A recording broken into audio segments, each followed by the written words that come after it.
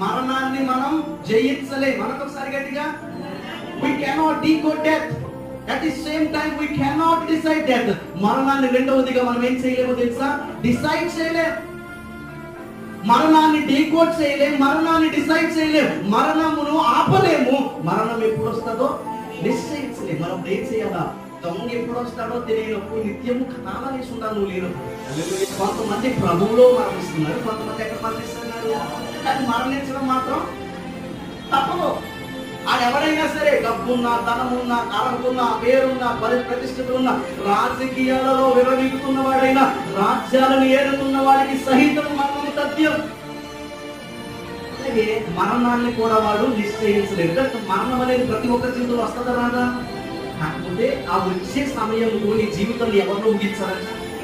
దేవుడిలో. నీ శరీరాన్ని విడిచిపెట్టిన తర్వాత పరలోకం వెళ్తావు, లేకపోతే నీ శరీరం